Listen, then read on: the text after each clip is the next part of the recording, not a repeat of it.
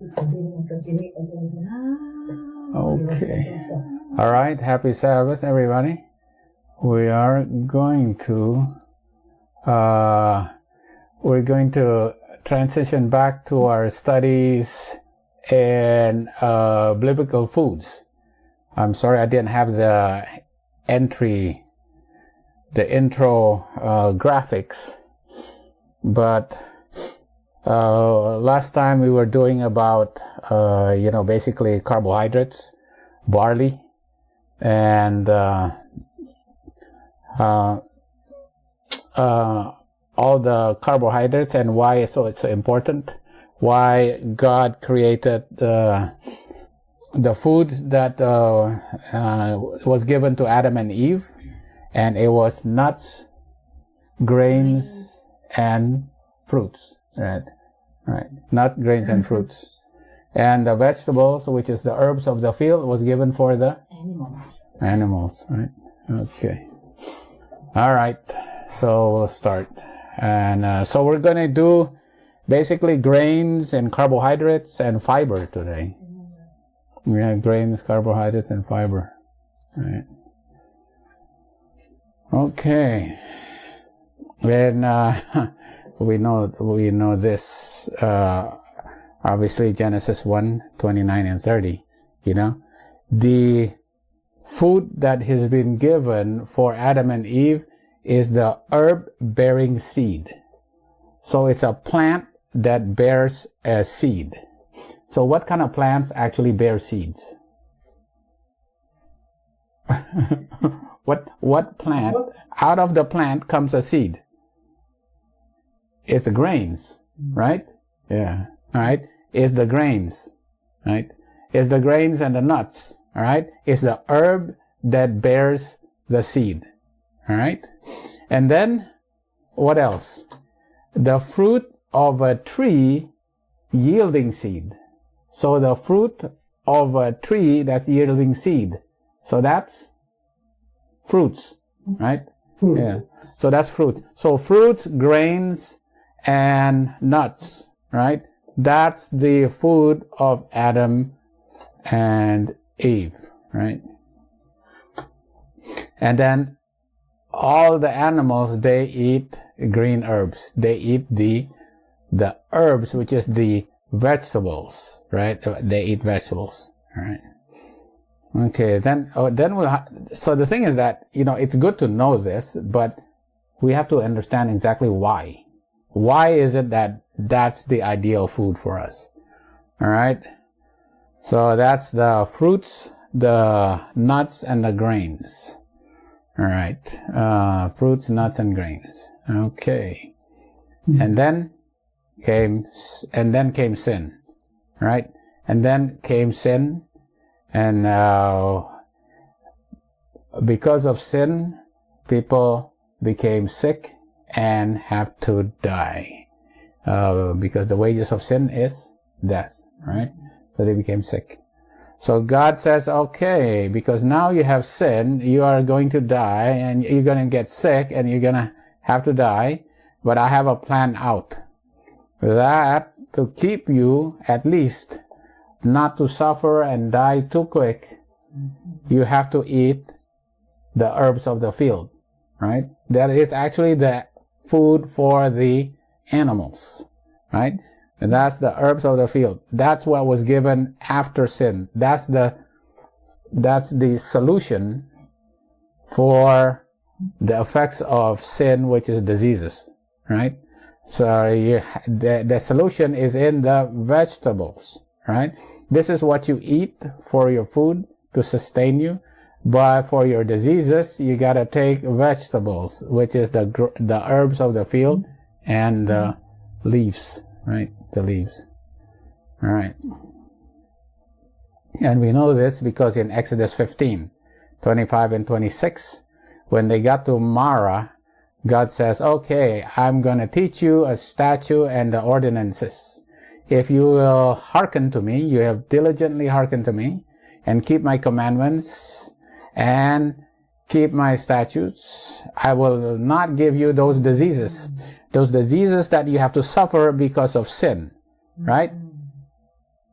And the symbol of sin is the bondage of Egypt, right? So the bondage of Egypt is like sin. Because you have sin, you're going to get diseases. And I'm going to heal you. And because of that, he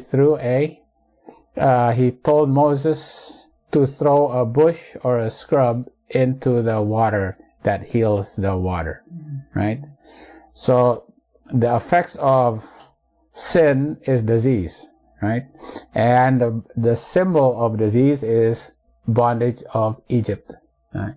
The diseases of Egypt you are gonna get. But if you believe in me and you hear my commandments, and it's not only the moral commandments, but the health commandments, which is the law of nature. If you obey those, I'm going to heal you, right? And heal you is with bush or scrub, which is the leaves. And we know the diseases of Egypt that happens is in the 5th and the 6th. It's the diseases that comes to the animals and the diseases that comes to men. And the problem is that men will develop the diseases because they eat the diseased animals, right? Yeah. Diseases comes to animals and diseases come to men. That's the 5th and the 6th plague, right? But if you eat the diseased animals, you're gonna get the diseases of the animals, right? So it's better to take medicines to help that. What's even better? Don't eat the animal, right? That's even better, right? Rather than take medicines. Okay, all right. And obviously we know, right, that in Ezekiel and the Revelation, in Ezekiel and the Revelation, it also is witnesses that the medicines for healing is from the leaves. My question is, why? Why is it, now, I have a question. Scientifically, why is there's a lot of medicine in the leaves? Okay, my question is, why is there a lot of medicine in the leaves? And God says, God didn't say, okay, I'm going to give you leaves because it's magical, right? There's a scientific reason for why there is medicine in the leaves. Fiber. Fiber? Well, that's true. That's very true. But there's another one. There's another reason. Okay, fiber is actually a good answer, right? But there's other answers, right? Okay. The what? Why is the medicine in the leaves? Why is there a lot of medicines in the leaves? Okay, let's try to do the science here. Photosynthesis. Right, photosynthesis is in the leaves. And what is the chemical behind photosynthesis? Chlorophyll, right? Chlorophyll has a lot of antioxidants in it, right? Chlorophyll actually turns the energy of the sun, the electrons from the sun, right, to go down that pathway to convert, right, the sugar. This is sugar. That is taken up, right? Oh, sorry. Right. Sorry. The water and the carbon dioxide is taken up by the plant. All right. We'll go see, this is what happens when we eat sugars and we add oxygen to it in the body. Oxygen plus sugar, right? It creates energy for us in the cell. So this is the chemical compound of glucose. Glucose plus oxygen makes energy in the cell, and the waste product is water and CO2. Water and CO2. Water is expelled in the, not only in our breath, right, respiration, but also in the urine and in the feces also, right, in the sweat. CO2 is the carbon dioxide, right? Carbon dioxide is exhaled out, right? This is what comes out of the body. right? Okay. Now we know there's plants, right? Vegetables, herbs, grains, herb-bearing seed, and trees bear a fruit-bearing tree. I mean, tree-bearing fruit with seeds, which is this is what God planned for humans and animals to eat. And how do they grow? Because they take in the water and the CO2 that is exhaled, right? Plus the what? What do they need? What do they need for photosynthesis? They need sun, right? They need the sun. The issue is that the sun gives out good radiation and bad radiation. UVA, UVB, right? Right. The good radiation converts the water and the CO2 into glucose. Into glucose. What about the bad radiation? The plants just sit there under the sun, 18 hours a day, unless it's nighttime. The whole day just sits there cannot move, and sits getting bad radiation all day long. And how come it doesn't develop cancer? Because antioxidants. Because God designed that it creates a lot of antioxidants. Plants produces a whole lot of antioxidants, and a lot of it is in the leaves. Because the leaves, why don't the leaf just fry in the air and get skin cancer like us, right? But the leaves just stand there and nothing happens to it. It just keeps producing, keeps producing glucose, right? And it doesn't get destroyed because it makes a lot of antioxidants. And that's why these antioxidants, we can use it, right? So we can see that the animals in the water actually eat grass of the ocean, right? Right, the sea grass, right? And the animals of the land and also the birds all eat grass, right? That's what God designed it. And then for humans, right? Because they eat these eat grass, and for humans, we eat the grains and the fruit. So, and then we all exhale water and carbon dioxide, and all of that goes back into a circle. So this is the circle. If you want to say this is the circle of life, right? This is right here. This is the circle of life, right? And nothing happens unless there's sun, right? That's why the sun was made on the fourth day, right?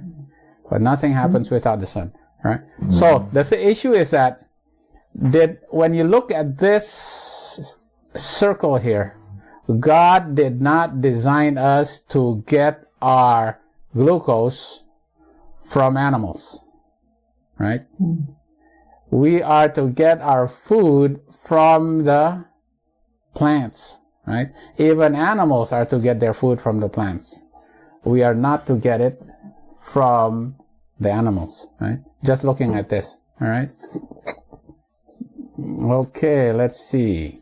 Right, for example, the vegetables in the sea is algae, right? That's why algae has a lot of nutrition in it, a lot of nutrition. Okay, the leaves of the trees have a lot of nutrition, the herbs, and that's why when you compare all the antioxidants, the highest amount of antioxidants actually is in leaves, which is spice.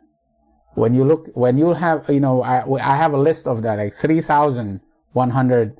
The ones on the highest is the spices. The group that's on the top is spices. right? Is very important because there's essentially from the leaves, right, that God had created, and that's where the antioxidants are. All right, let's see, what else can we take? Okay, I'll just keep going then. All right, so we were studying about Gideon, and Gideon was asking for a sign that God is going to save them from the Amalekites, the Midianites, and the children of the east. So he put an offering, and what happened? It was burned by the angel, right? The offering was not eaten by the angel. The offering was burned by the angel. All right. Wow. It just burned. And then what did he do? He put a fleece out there. And then he says, wow, the next morning, the fleece was all wet with dew, and the rest of the land was dry, right? And then he says, okay, I'm not satisfied. I want it the reverse.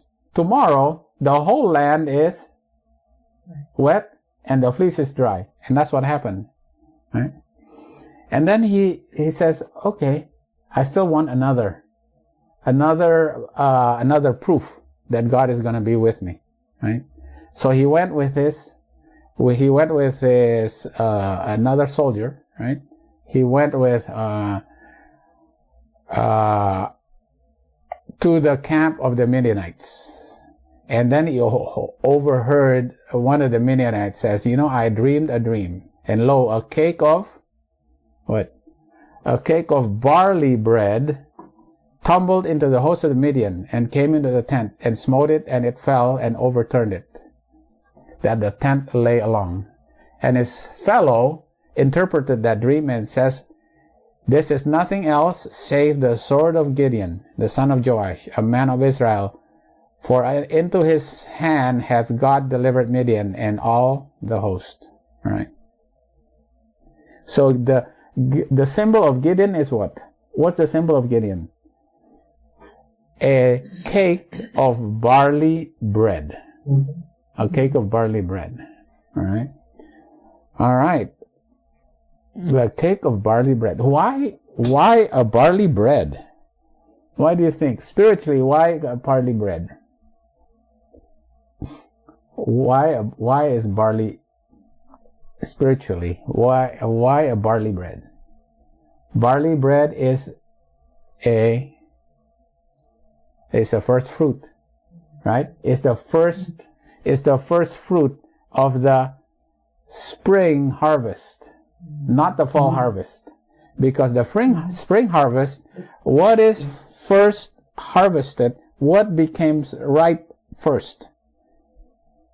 Flax and barley, right? Remember, we always say barley, right? But we forget flax.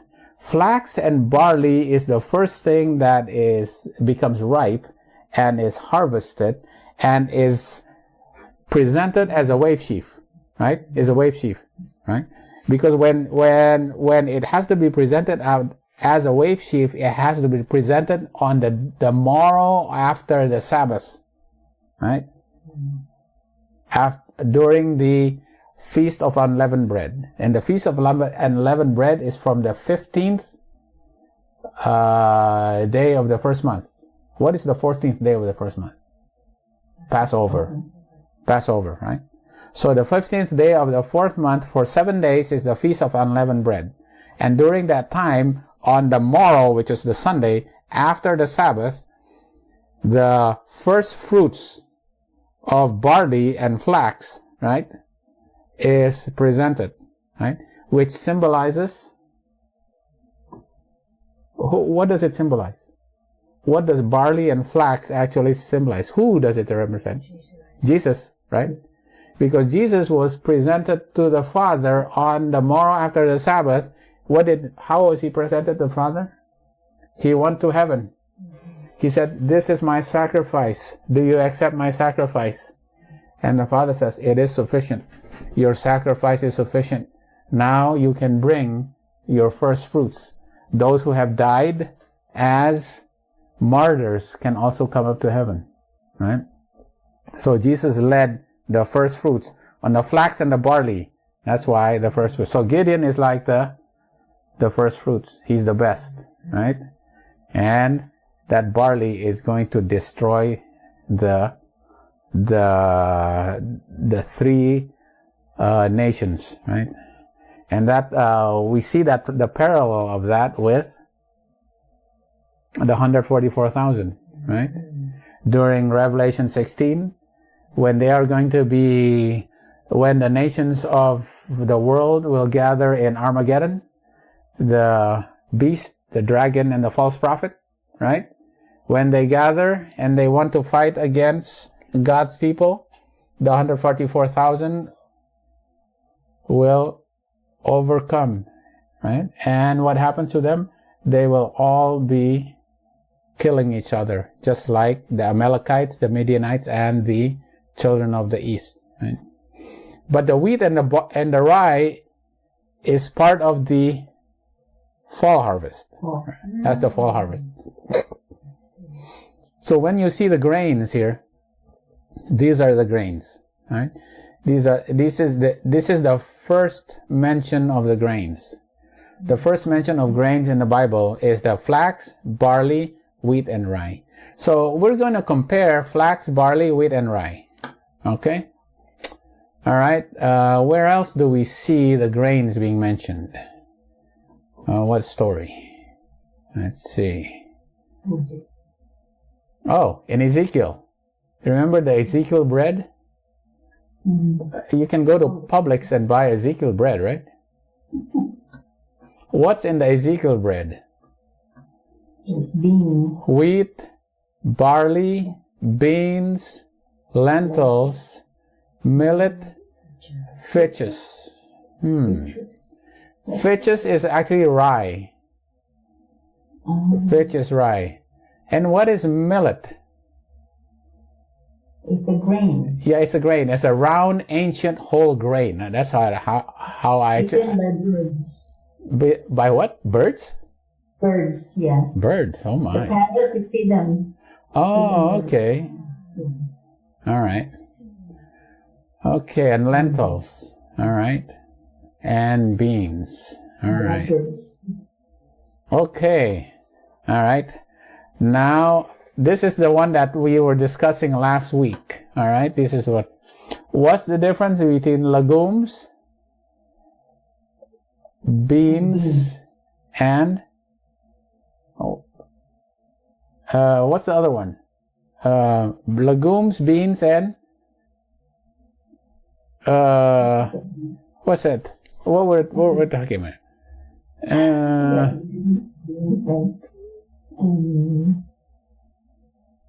Legumes, beans, and we were comparing 3 different things last week. Remember?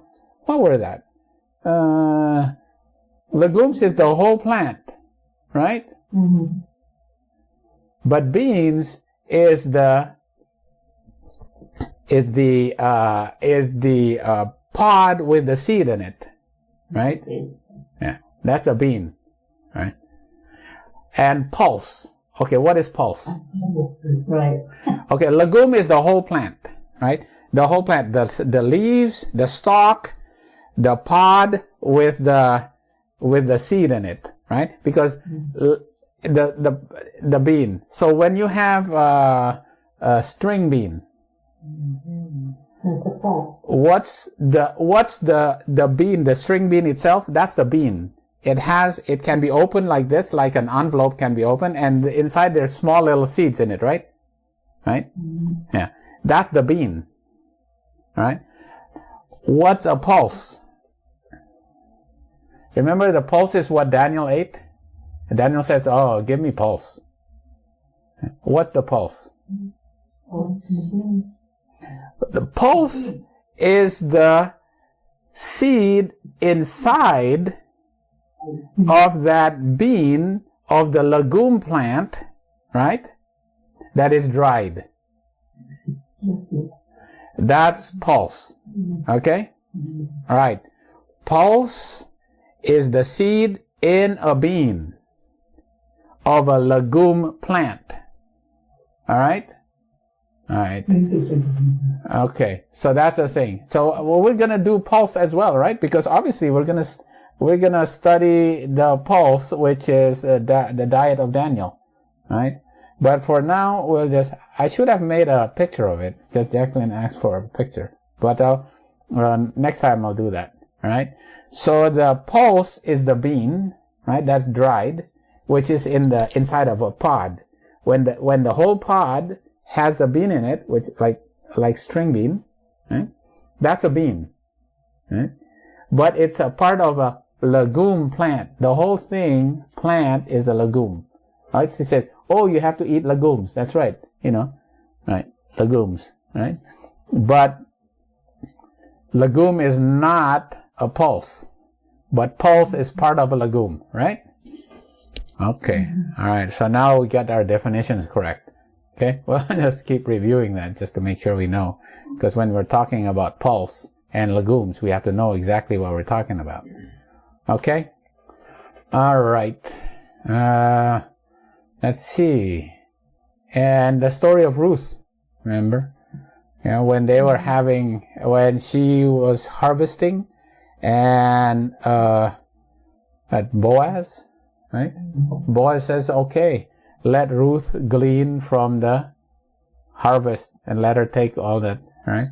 Because they allowed it. They allowed for people who do not have enough to glean the leftovers of the harvest. Okay? All right. So those are the kind of like the grains. That's the herb-bearing seed, right? That's the grains. Okay, so now let's look at a typical grain, which is what's the most common grain that is the easiest for me to find a reference for, which is wheat. Here in America, this is wheat. Okay, all right, this is a wheat grain. Okay, that's the wheat grain right there. And the inside of it, that's white, which is all carbohydrates, right? It's called the endosperm. It's 83% of the grain is endosperm, which is white, and it's pretty much all carbohydrates, right? Carbohydrates. The outside is the bran, yeah? Outside is the bran, and kind of like the yolk is called the germ, right? The germ is where the chromosome is. This is where the DNA is, right? This is where the DNA. This is the chromosome. It's like the yellow of the egg, right?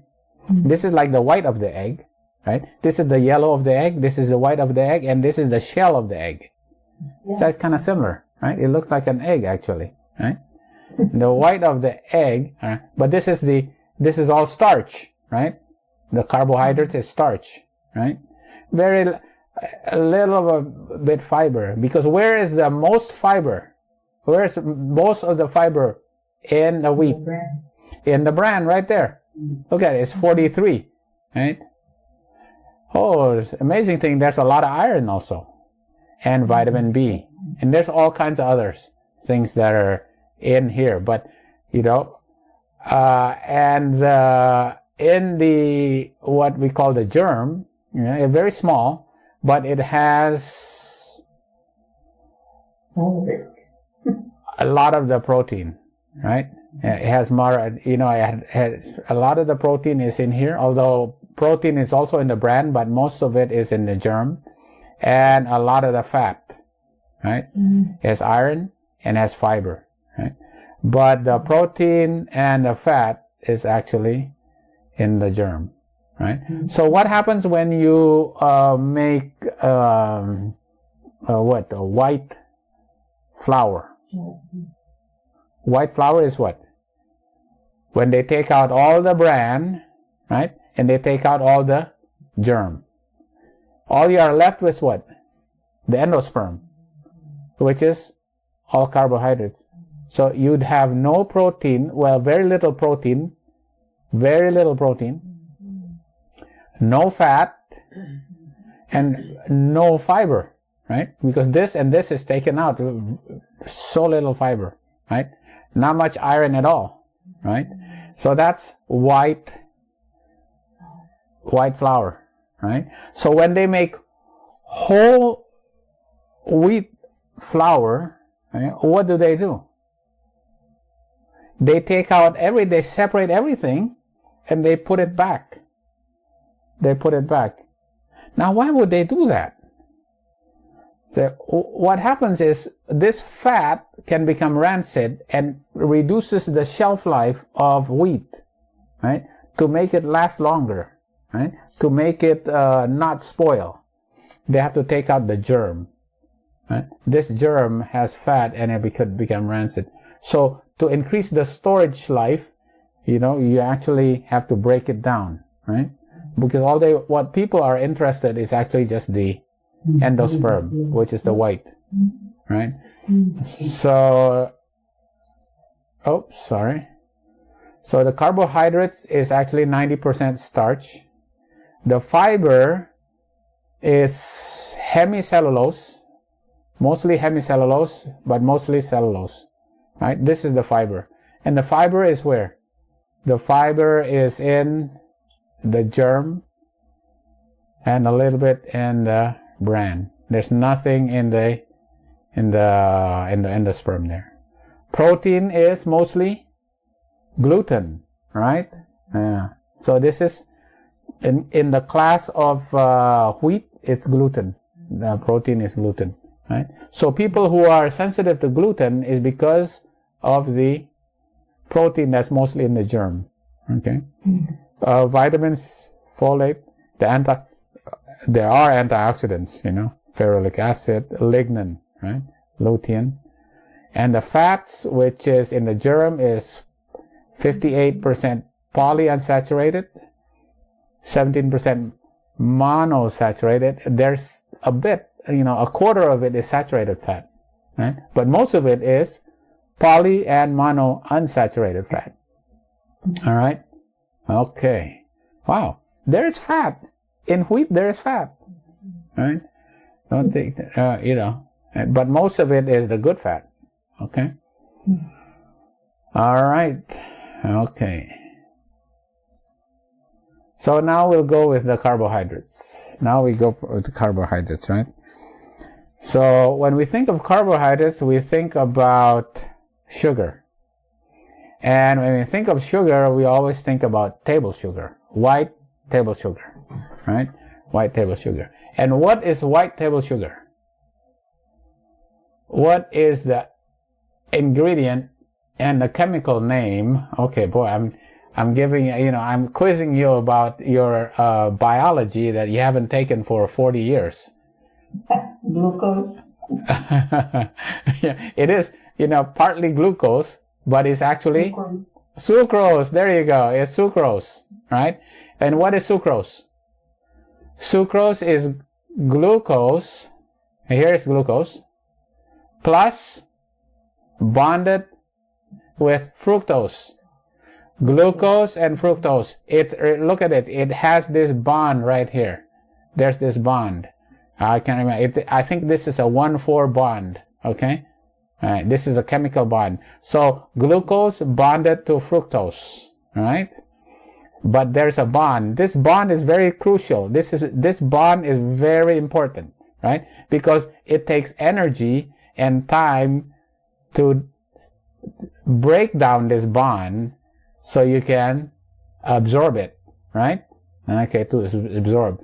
So when you take table sugar, it's sucrose, right? Which is glucose bonded to fructose. All right? Okay. Another thing, as compared to something that's not that good, which is whole milk. Whole milk has a lot of carbohydrates in it. Okay, has fats, but the carbohydrates. What's the carbohydrate in whole milk? Okay, what's the carbohydrate in whole milk? It's lactose. All right, it's called lactose. And lactose, no, it's not lactic acid, right? Okay, it's lactose, all right? Lactose is what? Lactose. When it has And OSE, it means it's a sugar. Okay, sucrose. This is a disaccharide. 1, 2, disaccharide. This is also a disaccharide. Right? It has 2. 1, 2, 2. Right? Lactose. The bond is different. Right? Because this is galactose and glucose. This is galactose and glucose. Bonded together becomes lactose. What's the problem with us Asians in taking lactose? Allergies. No, not allergies. We have a lack of the enzyme in our digestive system called lactase. Yeah. Taste. Lactase, Yeah. I think like 90% or 95% of Asians, right, after they become mature and they're no longer babies, lose their lactase. So a lot of us cannot digest lactose. And when lactose because of the lack of lactase enzyme in our guts, right? The lactose goes through and cannot be absorbed. Lactose intolerance. Right? It's called lactose intolerant. So this lactose goes into our gut. It does not get absorbed. It absorbs the water, and what happens? It goes out as diarrhea. And what else? It gets fermented, and you become really gassy. Right? Bloating and diarrhea.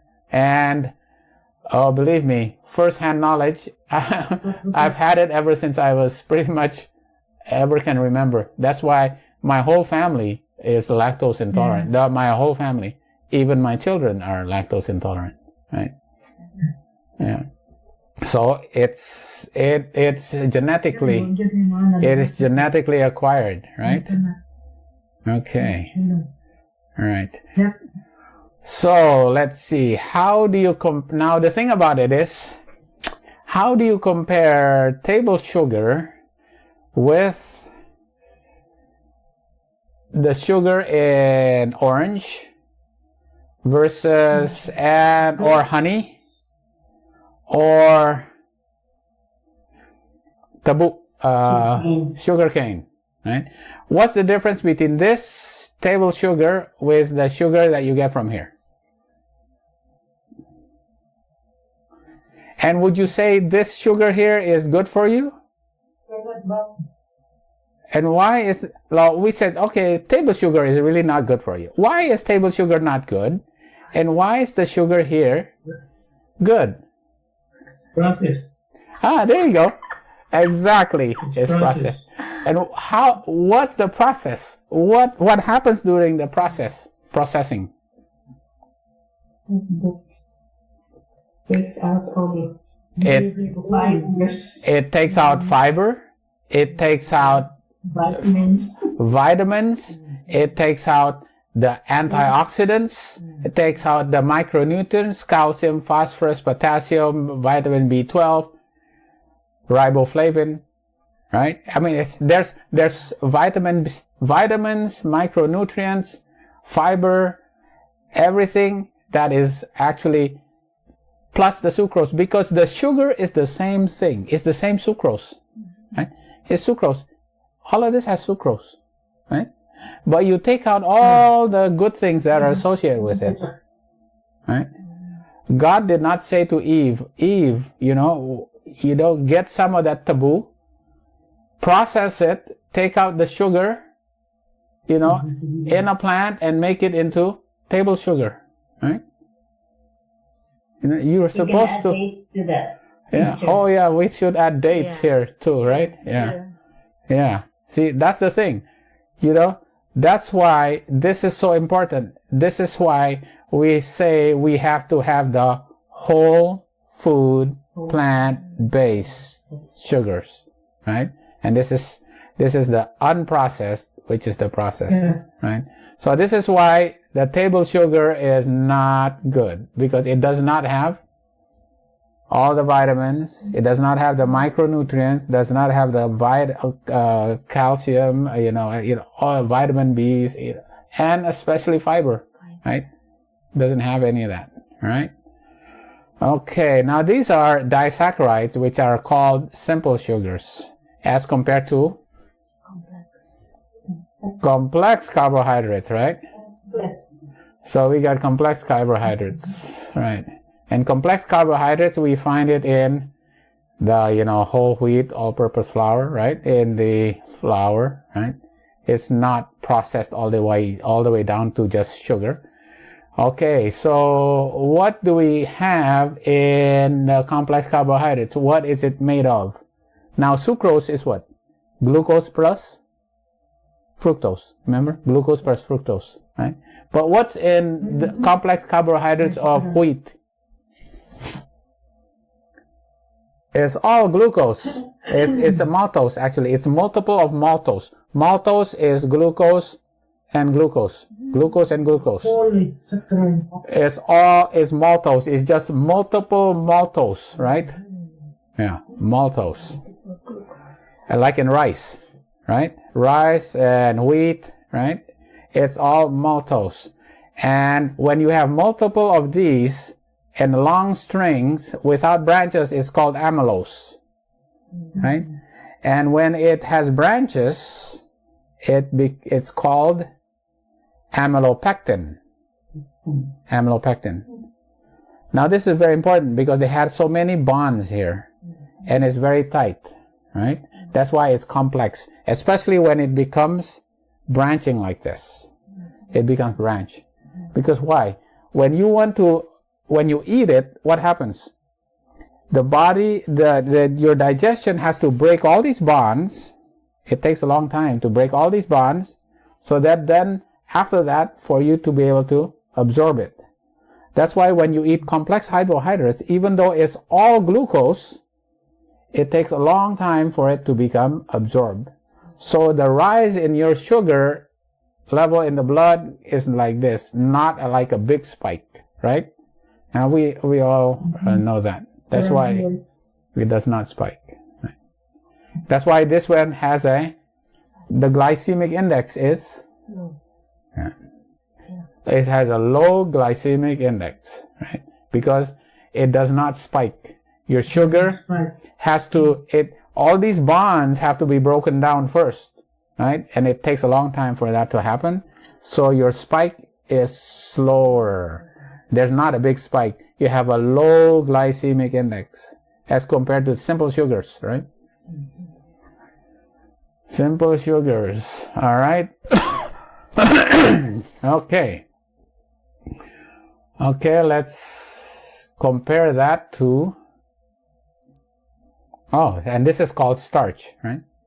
This is called starch. Okay, let's compare that to something that's even more modern. The source of a lot of sugar in our modern day life. High fructose corn syrup. All right? Ew. Okay. Right away, Auntie Maria says, ew. Okay, this is even more terrible. All right? This is even more terrible than table sugar. Why? Chemical. Okay, now we have to see. All right. Okay, now we have to now we have to compare that to sugar cane table sugar. All right, that's made out of sugar cane. Okay, we compare it to sugar cane table sugar, and sugar cane table sugar has what? Glucose plus fructose, and it's combined with a chemical bond. Glucose is combined chemically with a chemical bond with fructose. That's sucrose. Okay? But what about high fructose corn syrup? Right? The thing about it is when you get sugar cane and you want to turn into sugar, it takes a lot of energy and takes a lot of time and takes a lot of money. Right? As compared when you want to make it from, okay, this is glucose plus fructose with a chemical bond right here, right? Remember, that chemical bond is very important. I keep telling you, this chemical bond is so important, right? Compared to making sugar from corn, okay? Why? Corn is so cheap compared to sugarcane, right? Corn can be grown in in North America. Sugarcane, not really. It has to be grown in the islands, in Jamaica or Indonesia or the Philippines. You cannot. In America, you gotta grow corn, and from corn, the sugar is what? It's not sucrose, it's starch, which is amylose and amylopectin, right? And it's complex. But it's very, very cheap. Okay? So they go, let's see. Well, this is actually, we can't really sell this. For one thing, it's not very sweet. We want a sweetener. We want to make this sweet. So what do? They mix it with acid, right? They take the corn and, and mix it with acid, all right? When you mix it with acid, what do you get? You break all those bonds, right? All these bonds are broken down. So when all those bonds are broken down, what does it become? It's a mixture of glucose. It's just a vat of glucose, right? But what's the difference between this and this? Well, this is half fructose, this is half glucose. This is all glucose. Remember, look at this glucose. It is not combined. No. It is plain. This is a monosaccharide. It's not a disaccharide, it's a monosaccharide, right? A monosaccharide. So what would you predict the glycemic index of this? Very high. Oh, boom, it just goes right into you take it and, glycemics, and right away your blood sugar spikes. But can they sell this as being natural? No, they cannot, all right? They say, wait a minute, to be like table sugar, to be, really sugar, sugar, it has to be like half glucose and half fructose, all right? So the Japanese invented a mechanism, a mechanical way, a chemical way of, and this was invented in Japan, right? Of actually using D-xylose isomerase, right? Xylose isomerase converts half of this glucose, half of this glucose is converted to fructose. So now you have glucose plus fructose. And they say it's natural. It's acceptable. Why? Because it's like here. It's like from table sugar, right? It's glucose and fructose. But what's missing? This chemical bond. This chemical bond is missing. But it's glucose and fructose. Right? Right? It's all chemically made, and it's so cheap. It's so cheap compared to table sugar, right? And the other thing is sweeter than table sugar. It is sweeter. This high fructose corn syrup is natural, right? Why? Because it has the same components of table sugar, right? And where do you find it? Obviously, it's made into sodas. They're not gonna put table sugar or beet sugar or cane sugar or any. That's too expensive, right? They're gonna put. You look at this and go, "Where's the high fructose?" Oh, there you go. There's a high fructose corn syrup. Right? It's on the pancake. Everything. That's right, everything. Yeah, that's true thing. Because it's very sweet and very cheap. The problem. Chocolate. Chocolate. So what's the biggest problem with this? Process it's in. Okay, my question is, why is it so bad? Because the glycemic index is very high. Boom, your sugar goes high, right? Because why? it's not even bonded. When you drink this, boom, right away it goes into your bloodstream, right? It doesn't have to be broken down. Okay, the other thing is your cell, most of your cell, like your muscles and your liver, uses what to make energy? Remember, we did it in the slide number 3. Carbohydrates. Yeah, which carbohydrate? Glucose or fructose? What does your cell use to make energy? Glucose.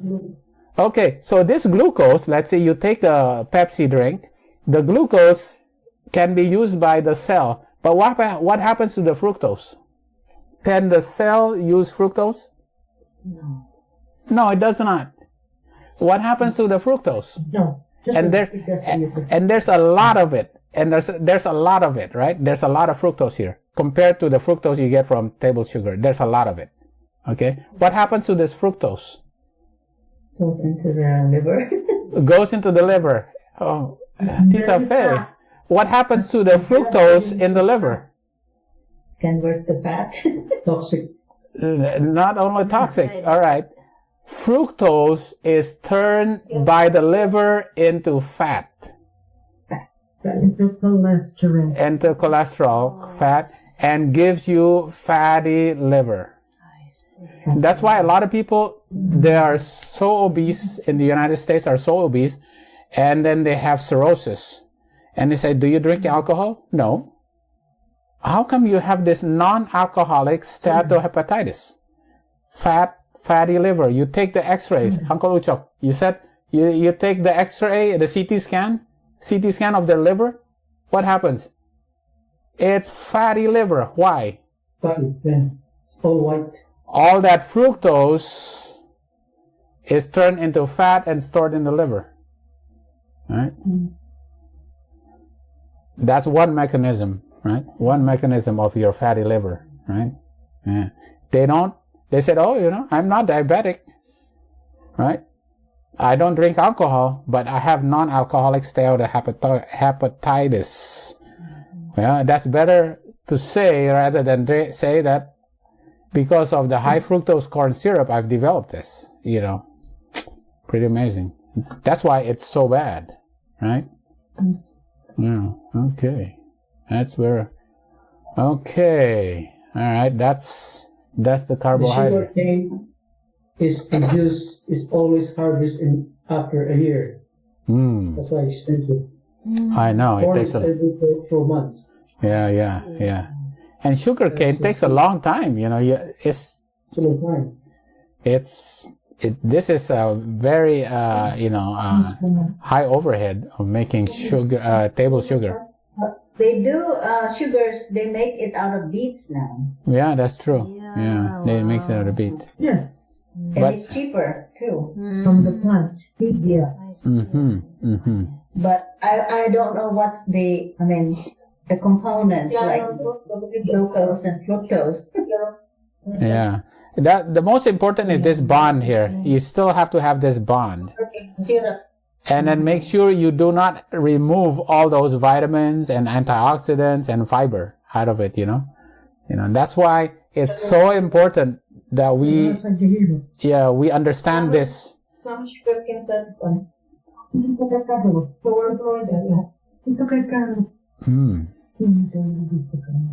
Yeah. So this is why it's so important that we understand this concept of whole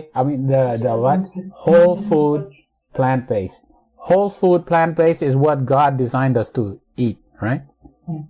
Not processed food. Okay.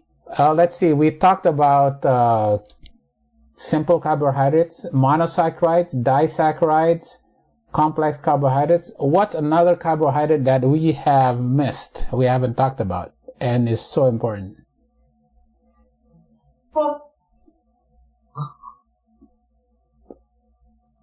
Fiber. Yeah, I think, fiber is carbohydrates, right? Yeah, carbohydrates. This is so important. This is basically, everybody talks about sugars but a lot of people forget about the fiber, right? Fiber is actually so important, right? Yeah. Fiber is so important. Okay? and nobody wants to talk about it.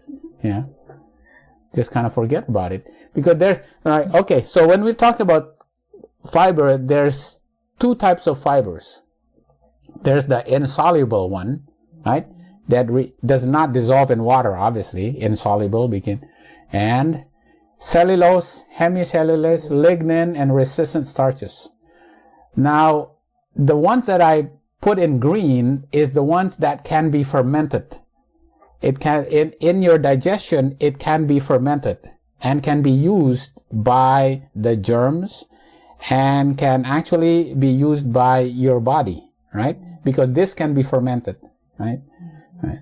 So even the insoluble fibers can be used by the body. We always thought that fiber, all it does was bulk up the stool so that it'll be, bulky, right? Absorbs water, and, you don't get constipated, it have things move, that type of thing.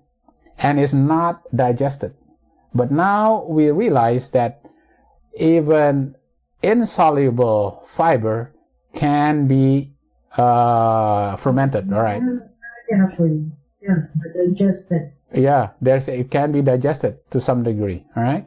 And there's obviously, if you have an insoluble, then you also have the soluble fiber, right? And the soluble fiber is the beta-glucan, psyllium, pectin. Pectin is it like in fruits, psyllium, that's, all these, dextrin, alginate, xanthine, gum, inulin, right? The green ones are the ones that can be fermented and used by our bodies, okay? All right, okay. And the thing is that when you look at the structure of fiber, it's almost like complex carbohydrates, except look at all the bonds. There's a lot more bonds. Yeah. So many bonds we cannot digest this because we do not have the enzymes to break all these bonds. Because all these, sugars is what? It's all glucose. It's glucose. It's nothing but glucose, but turned into fiber, which is actually wood. So it's all sugar. It's all glucose, right? But it's so many bonds. It's so strong. It cannot be broken down in our bodies. Some of it, most of it, like cellulose. Cellulose is basically, that's what makes the plant rigid, right? That makes the plant stiff. That's why it just stands there and does not need a skeleton inside of it, because the cell wall is rigid because of fiber. That's why it just stands there. All right. That's what makes it, right? And this is what it looks like, right? All these fibers, right? This is what it looks like in the electron microscope, right? That all fibers. Right? And when you think about this is a good place for it to absorb, right? Absorb chemicals, absorb toxins, and absorb what? Cholesterol, right? All these fibers here, right? All those toxins can go in between and it gets flushed out. All the poisons, all the chemicals, even cholesterol can be trapped within this mesh of fiber, right? And when we look at, how is this is what it actually looks like, right? It's all fibers and then makes up into a wall, right? This is why it's a rigid. This is why the plant is rigid, right? Because the fiber, right? All these fibers becomes like this, and then, right? This is the plant, right? The wall of the plant, okay? Right. And fiber is only found in plants. Is fiber found in animal products? Animals. How much fiber is found in animal products? With confidence, 0. There's none, right? We have skeletons, right? We do not have cell walls like this. We have skeletons, right? We do not have fiber, right? But a fiber is very important, right? So, okay. So now we'll go to the part where we are going to compare the grains, right? What are the 4 grains that we were talking about in the book of Exodus that are harvested? Wheat, flax, barley, and rye. Right. So here I put down, okay, this is what it looks like. Wheat, flax, barley, and barley and wheat looks, similar, except it has all these like, I know, spiky things, and then rye. Okay. That's rye. Okay. Yeah. Okay. Now let's compare these. Okay. Look at flaxseed. Has the highest amount of fat. And a lot of this fat is alpha-linolenic acid. Right? A lot of the fat. Polyunsaturated and alpha-linolenic. What's alpha-linolenic acid? It's taken by our body and changed into omega-3. Right? Because we always say that, oh, you know what? Only salmon and fish has enough omega-3.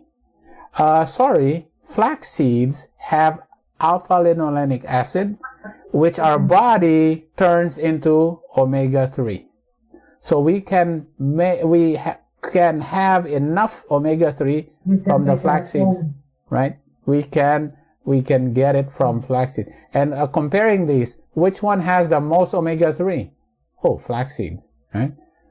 You know, it has a lot of this good fats, right? Unsaturated fats. What about the protein? Right away, flax wins. Has a lot of protein. Right? Flax. Gluten. No gluten. Oh, good. Look at this. 0 gluten. 0. It has a lot of protein, and the protein is not gluten. Right? Flax, as compared to whole wheat. Wheat, 13 is, Lowest carbs. and 10 of the 13 is gluten. Right? Now, wheat, barley, and rye is of the same class. Same class. Why? Because all of them have gluten. Right? Gluten, gluten, gluten. Rye, barley, and wheat has gluten. They're in the same class. But flaxseed has no gluten. This is very good for people who have celiac disease and have gluten in gluten enteropathy, right? Right? But you still have a lot of protein, even though you don't have the gluten, right? Carbohydrates. Oh, this is good too. Why? It's low in carbohydrates. Low. Right? This has pretty high carbs. High fiber. And look at, it has low, and most of it is in fiber. Right? Although barley has, look at barley, comparatively, barley compared to wheat has a lot of fiber. Pretty a lot of fiber, right? What about phytoestrogens? Phytoestrogens, the most, right? All these, whole wheat has very low. Barley has low. Rye. Flaxseed has the most phytoestrogens, and the phytoestrogens is actually called lignans. Lignans, all right? There's isoflavones and lignans, right? But that they're the that fights cancer, right?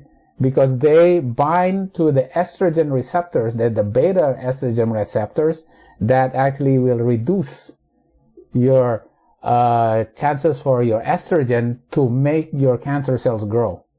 Because these phytoestrogens compete against natural estrogen to make the cells stop growing, right? Less growth, or actually regress in their growth, right? For the cancer cells that are responsive to the hormones, as like in males it's prostate cancer, and in females it's breast cancer, right?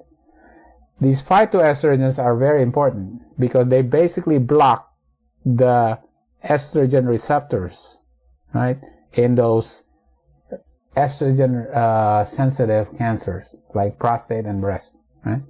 Flax seeds. You look at flax seeds, you know, pretty much wins all across the board, right? Compared to this and this. Okay? But why is barley also good? Because barley, you know, does have omega-3, not as good as flax, but it's also pretty good in fiber. So if you were to say, why was flaxseed and barley better than the others? Because it has more omega-3 and it has more fiber, right? So this is essentially, when you look at the numbers, you could see why these are the first fruits, right? These are the first fruits because of fiber and omega-3 fatty acids, right? Omega-3 fatty acids. Okay. All right. Fiber and omega-3 fatty acids. There you go. All right. Now let's compare it to, let's see, in America, what do we like to see? You know, especially those who want to eat healthy. Let's say we want to eat oats. And compare it to, like, what are our basic staple food? White rice.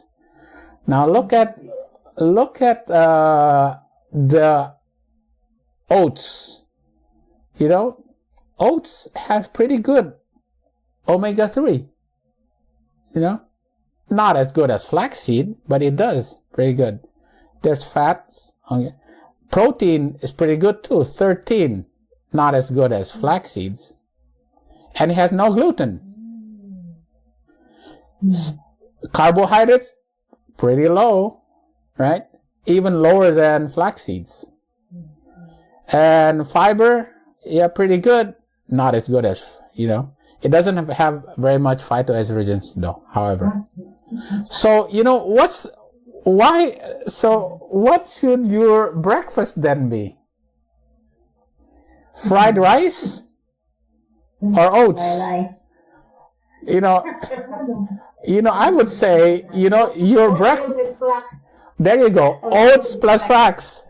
This is why our breakfast should be oats plus flax. Can you imagine? Look at this. The best. Oats, oatmeal plus flax seeds. That's the best. Right? That's the best breakfast. Plus all the other things that you can add to it, right? All your blueberries, you know, whatever, honey. Yeah. There you go. Now you know exactly why oat plus flaxseed makes the best breakfast. All right. White rice, oh boy. Fried rice is not very good. Look at the numbers. You know, pretty low. Yeah. It's not very good. Numbers are very low. Right? Yeah, that's fried. That's rice. And that's oats. All right. Now let's compare it with. Oh boy, that's terrible. It's even worse. Fly with eggs. Oh no. Yeah, it makes it negative. It's hot dogs. yeah. Okay, let's. Now I gotta add brown rice. Okay, add brown rice. Brown rice improves it some. But carbohydrates still 45. You know. It's still, fiber is still low. Low, it's very low. Even brown. White rice is almost nothing. No fiber, right? Brown rice is still very low. You know, your breakfast is not fried rice with eggs. Your breakfast should be oats plus flax seeds, right? All right. Yep, oat plus flax seeds. All right. Okay. All right. Yeah. Okay. Plus cinnamon. You know, everything, right? Yeah. There you go. All right. But at the basis, our basis has to be this, and we have the numbers to prove it. Why we have to eat oatmeal plus flax seeds in the morning. All right. Okay. All right. So now let's, that's, I have a picture of brown rice actually. All right. So now, people say, why is fiber so good? Why is fiber so good? Right? Because it is the review article here, from what year? I can't remember. 2017. Go with the Right?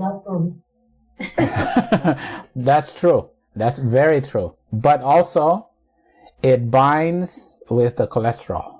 So what kind of foods that actually inhibit cholesterol absorption in the small intestines is the phytosterols, soluble fibers, phospholipid, and stearic acid, right? Okra has a lot of fiber. Oh yeah, right? Commodity tops, right? Absolutely. You see, all these have fiber, right? These are the ingredients. It actually inhibits cholesterol absorption. So what happens when we swallow fats and cholesterols? It actually gets broken down by our salivary lipase lipid. Anything that has an ACE is an enzyme. Lipid enzyme that breaks down lipids, which is fat. So the salivary lipase breaks it down, makes it smaller. But then what's even more is the intestinal, in the duodenum is made by the pancreatic lipases. It breaks down even more, so that the fats is not big globs. It become very small components of it, which is called micelles, right? It's called here you go. Here's the micelle, right? The cholesterol, all these fats is broken down so that now it can go into the small intestine and can be absorbed into the small intestines. What happens is these fibers and the stearic acid, phospholipids, all of these that's in the plants inhibits the production of these micelles. So makes it much less difficult for it to become absorbed.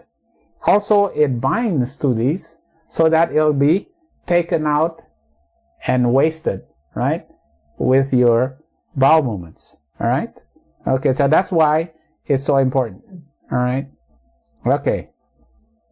So when we see, this is essentially, the soluble fibers, they haven't really figured out specifically the entire mechanism of how it works.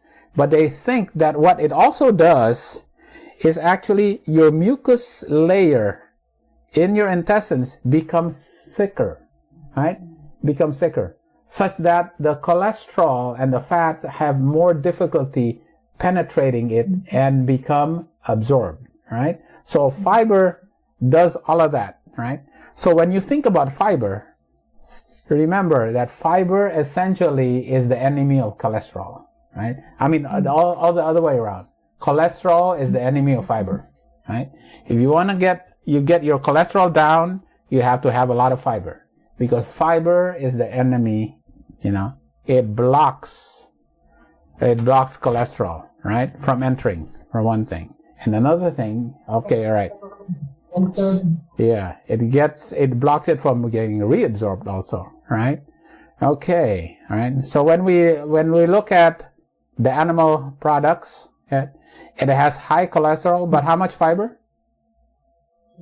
Zero fiber, right? Compared to the the plant foods has how much cholesterol? Zero cholesterol and high fiber, right? So this is exactly the antidote for all the bad things here is this. It's exactly the opposite, right? Exactly the opposite. There has no cholesterol. This is no fiber. Oh, forget this stuff, right? It's exactly, right? So now why is this?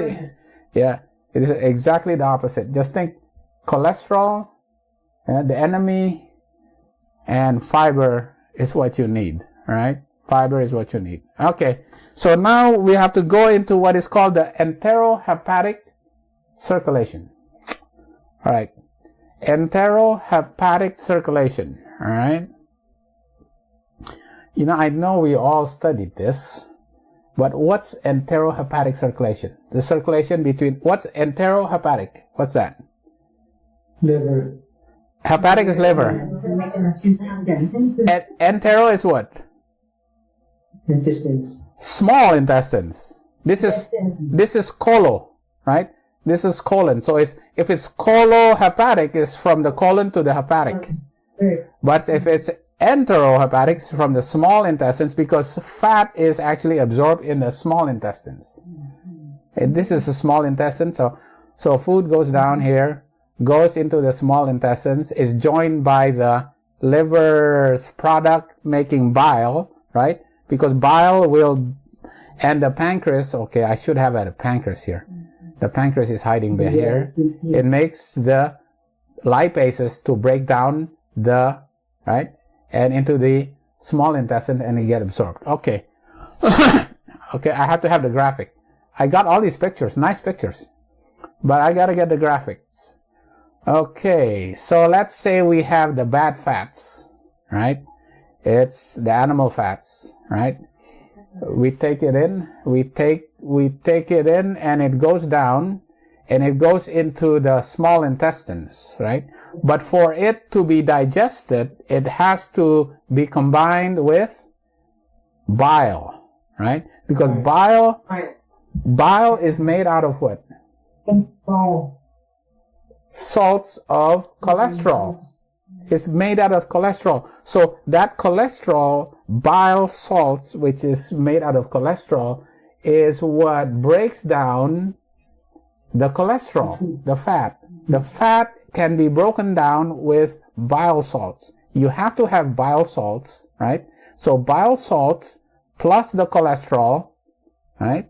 So it can be broken down in the small intestines, right in here, and then get absorbed. All right, it has to get absorbed. When it gets absorbed, I have the picture. Where does it go? It goes to the liver, right? Through the portal vein, right? Portal vein, right? All the cholesterol with the bile plus cholesterol. All the bile acids gets transported by the portal vein to the liver. But not 100%. Some of it, a very small amount, is actually flushed out, right? Most of it, all your cholesterol, all your bile, all of that is reabsorbed, right? Everything, most of it is reabsorbed and goes through this circulation, goes back to the liver, right? And from the liver, where does it go? It's taken up. Okay, so what the liver does, it actually puts a hat on that cholesterol. It actually puts a hat, right? That hat is called, it's an apolipoprotein. It just puts a hat on it so that the body can recognize that hat, right?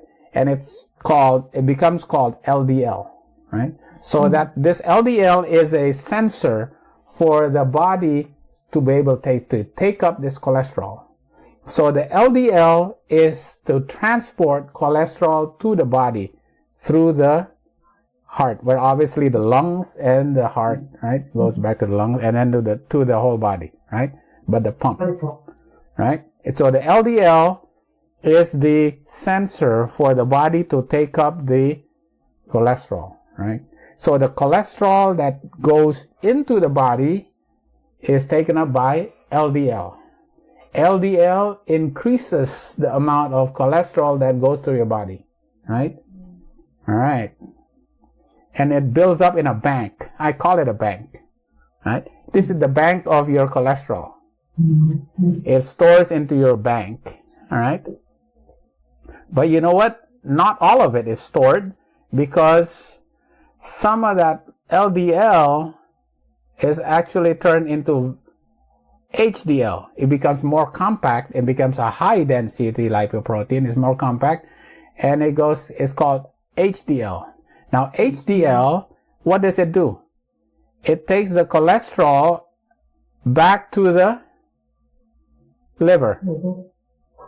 Now why does cholesterol have to be taken back to the liver? Because it needs to be made into bile, right? So bile it makes me make bile so that it can go back to the intestines and small intestine and join with more cholesterol that comes in. So where is your enterohepatic circulation? This is your enterohepatic circulation. It goes like this. Right? Here's your enterohepatic circulation. Oh, I got this. Oh, I got this one I made this morning here. Here's your enterohepatic circulation right here. This is your enterohepatic circulation. All right? It just goes round and round. Your cholesterol just goes round and round right in the circulation. Right? Round and round. Very little get lost, but the problem is that you keep feeding it with cholesterol. Right? If you keep feeding with cholesterol, only a small amount goes out. Most of it gets absorbed. What happens to this circulation here? What happens to your bank? Your bank just gets full. Yeah, it gets full, right? You keep feeding it and nothing comes out. It just keeps growing. Your bank becomes full, right? So what happens to your blood vessels? Gets clogged up. Right? Because the enterohepatic circulation just keeps it just circulates in here. Your cholesterol just circulates in here and you keep adding to it. And very little comes out, but you keep adding to it. Right? You're depositing into the blood vessels. It's just depositing right there. You know, it gets boom, boom, boom. Yeah, and it gets, this is what happens. Right? All right. This is bad. What happens also with the cells that die? All the cytotoxins, all the poisons that you get, that you take in with your food, it needs to be detoxified by the liver, right? So all that is detoxified by the liver, and it comes out with the bile. But the problem is that it gets recirculated again. Your cholesterol gets recirculated, your toxins get recirculated because it gets reabsorbed again, right? Right? So wait a minute, you have to make a stop to this, you know? You can't keep the circulation going around. Your cholesterol gets reabsorbed, your poisons get reabsorbed, your cytotoxins get reabsorbed, you know? Yeah. Also, fiber does it. There you go. That's why you have to have the fiber, right? Okay, so that way, this is why we need the fiber, right? And I have the fiber which is in the whole food plant-based fiber, right? Avocados, nuts, grains, even broccoli has, you know, you name it. Everything. All have some fat, some good fats, all right? You take it in, right? Now look at the, when fiber gets in, right, it combines with the cholesterol here, what happens? A lot of it is actually dumped out. A lot of it is dumped out, right? The cholesterol that comes from here is dumped out. All the, a lot of this saturated fat, it also gets dumped out with the fiber. Remember, the fiber are the strands. Yeah. So these are fats, right? It gets dumped out, right? A lot of it is dumped out. That's why this a thicker picture, right? Right? It goes in. This is a lot more dumped out, and what? Only a small amount is, right? More is dumped out. A lot, more dumped out. Less is being reabsorbed. So you have less LDL. So if you have the good kind of fats, it will reduce your LDL, right? But your body says, wait a minute, I still need bile acids. So to make bile acids, where does it have to take the cholesterol from? It has to take out, it has to withdraw from the bank, right? That's why when you eat this type of fats, it reduces your LDL and increases your HDL. Because your body still needs to make the bile acids. And to make this bile acids, it has to take it out from the bank, right? And the bank is, that's why where your cholesterol was building up in your plaques, it gets less and less. Right? Right. No gallstone. It's bad to be rich. Yeah.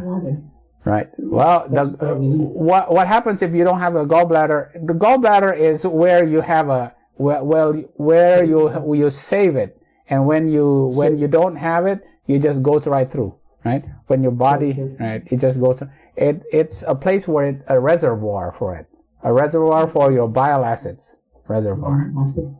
Okay. This is why fiber is so important. Right? That's why fiber actually will reduce. So when you say you detoxify yourself, right? What does it mean to detoxify yourself? All these toxins that come from your cells, poisons, has to be bound in the small intestines so it can go out the colon, right? That's what it means to detoxify, right? To detoxify means you have to bind all those, right? And you need binders. That's why to detoxify you have to have fiber, and you have to have charcoal, or things like that, right? They is to bind. The things that come down from the liver is the one that detoxifying things.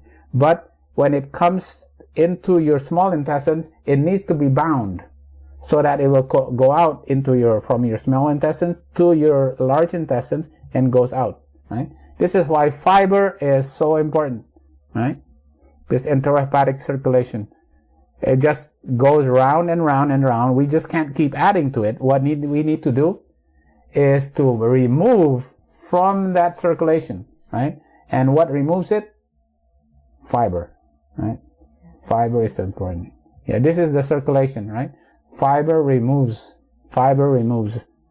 your cholesterol from your bank, okay?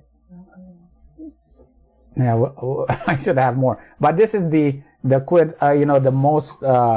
highest amount of fats in the plant foods. Okay, now the thing about it is, when you see this has been because people goes, wait a minute, can you actually reverse atherosclerosis by eating a plant-based diet?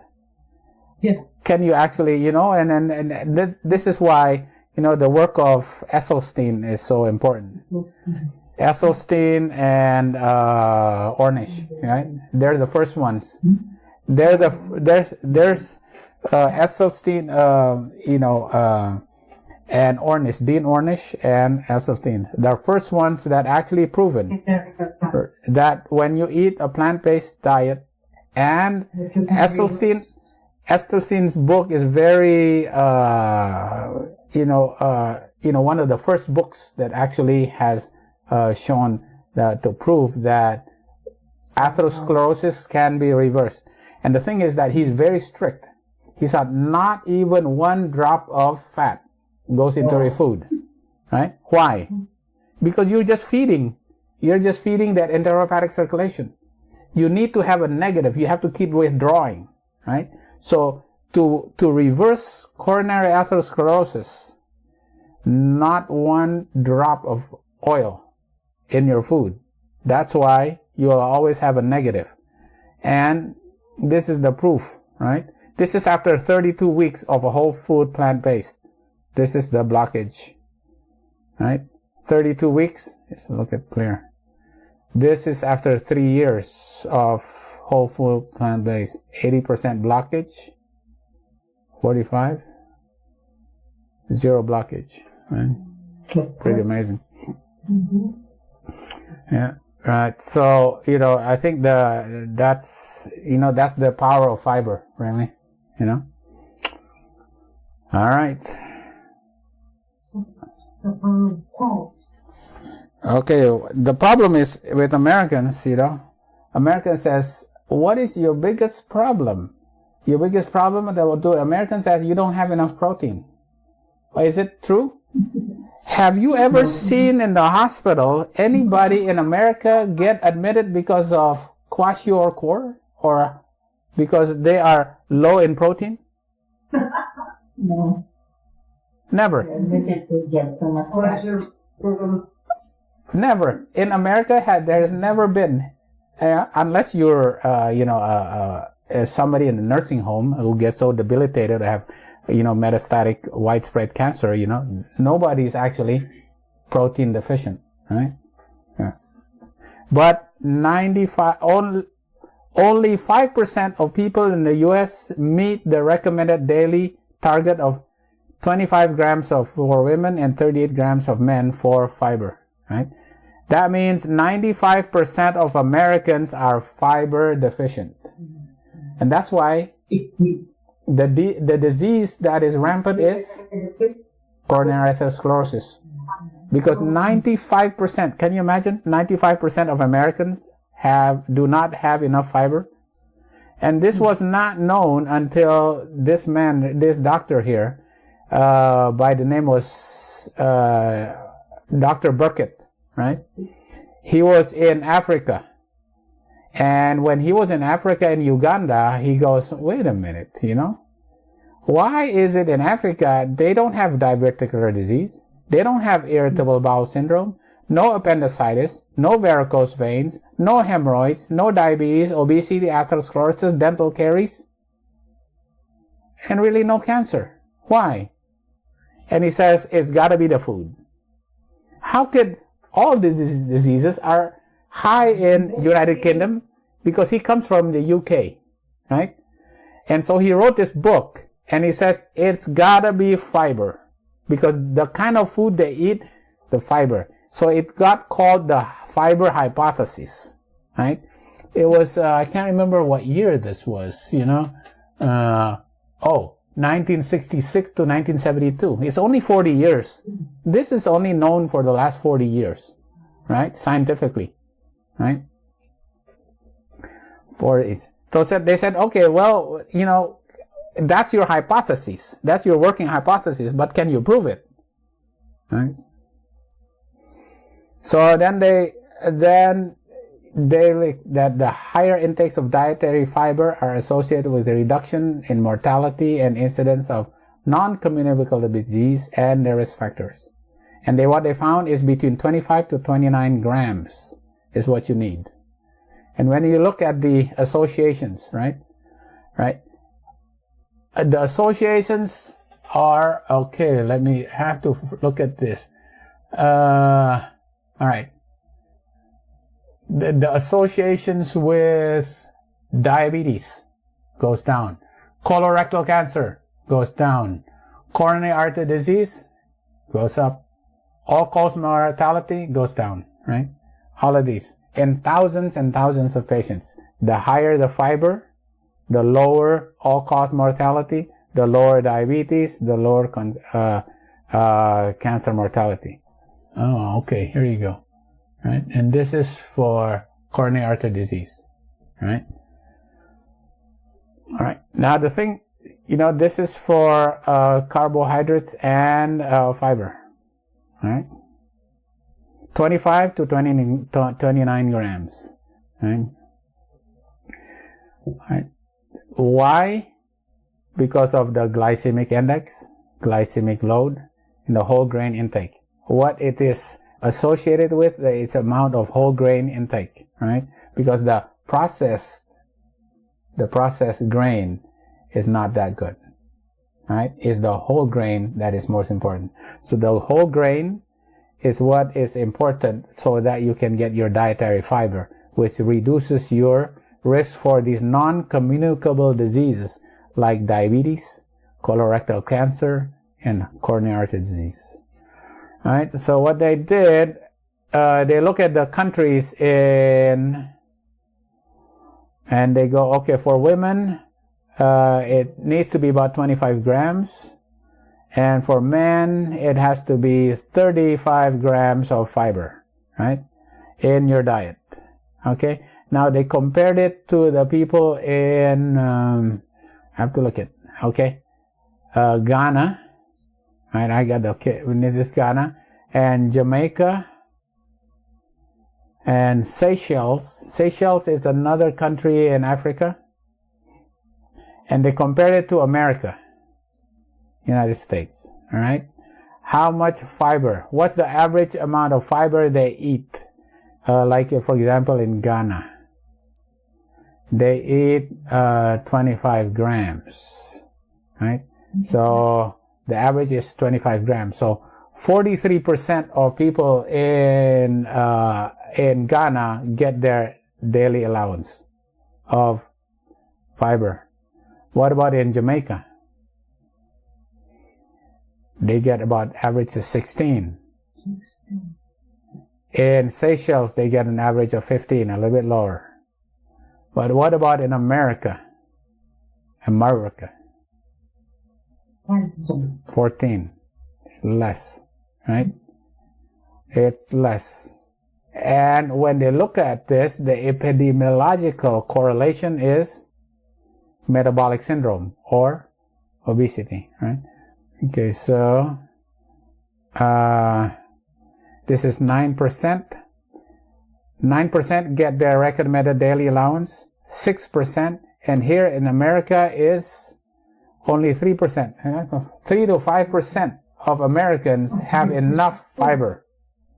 3%, 3 to 5%. 95% do not get enough fiber.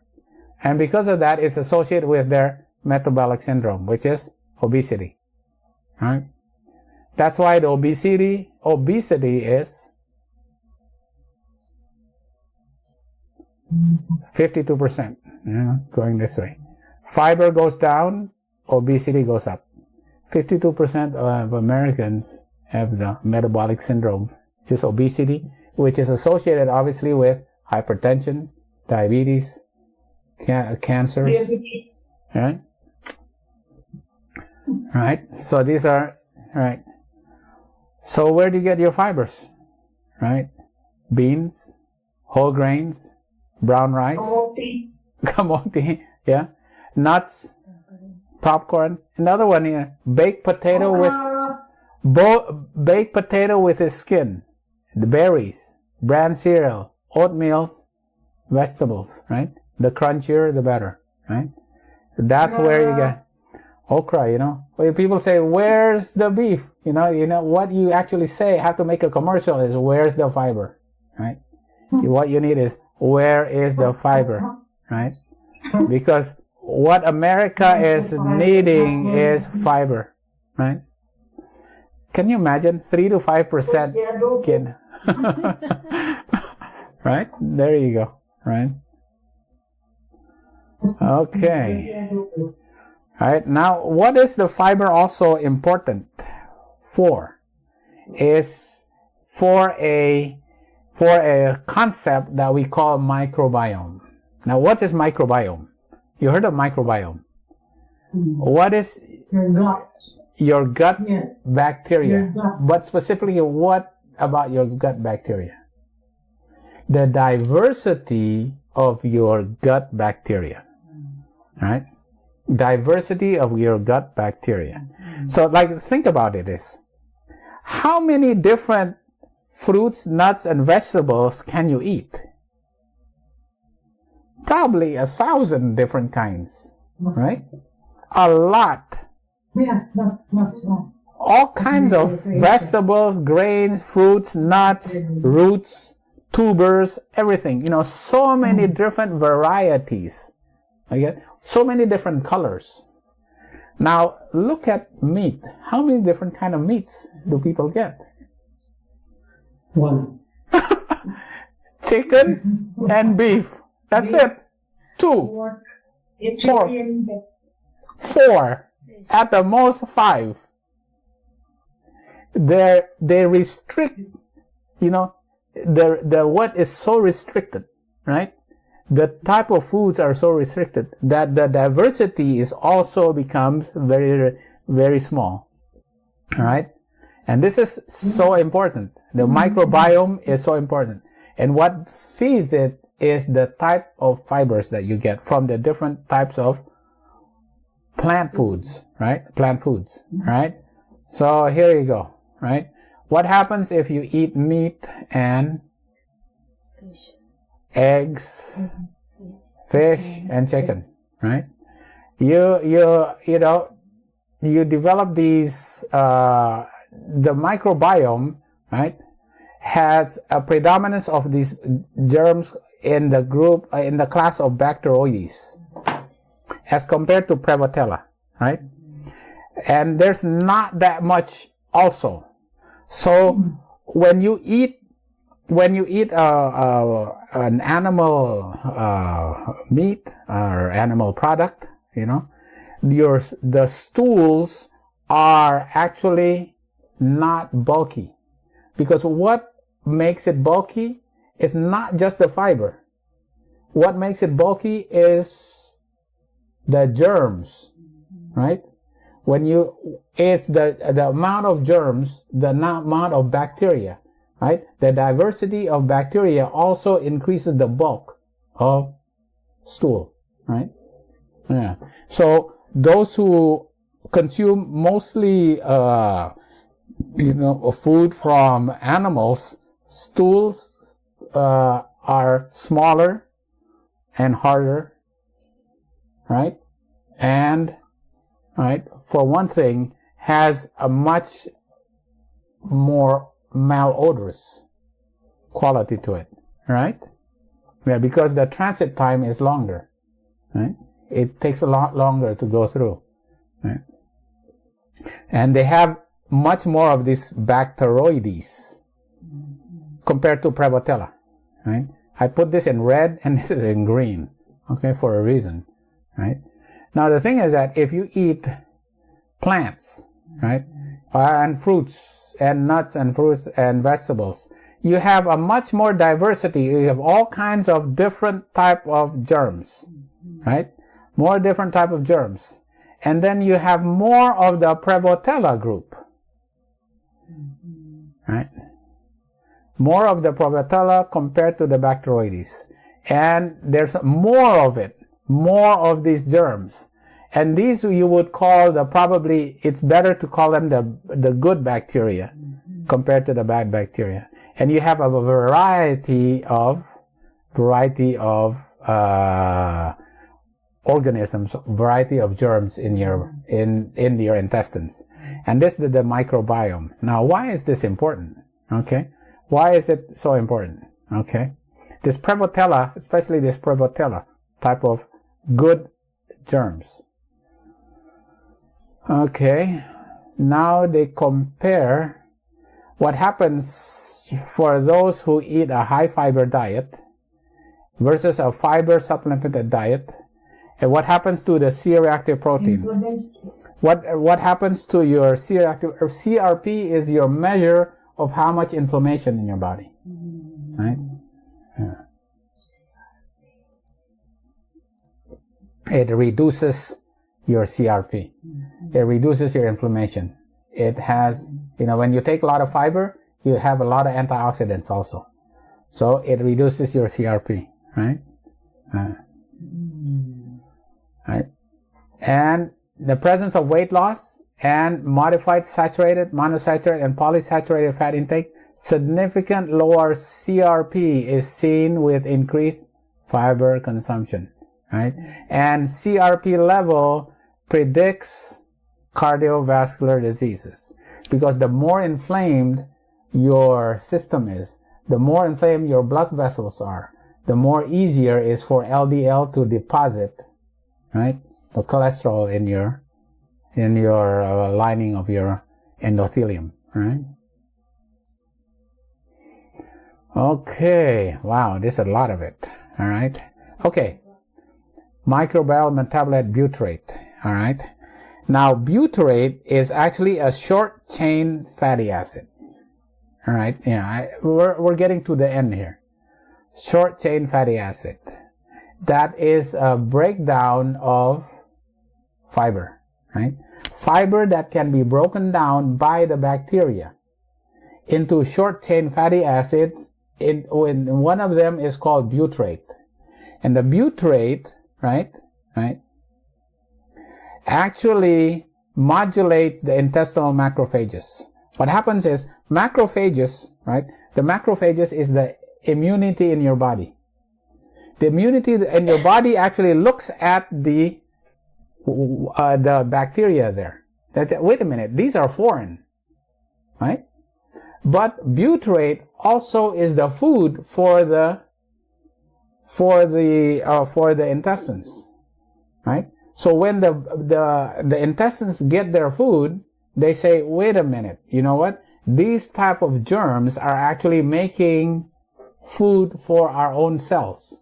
So this butyrate actually affects the immunity and makes the immunity go down, so that your body does not want to fight the what?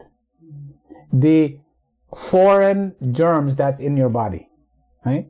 And because of that, your CRP level goes down, because your body is not inflamed trying to fight these germs, because these germs are considered, wait a minute, these germs are producing the butyrate that our body needs.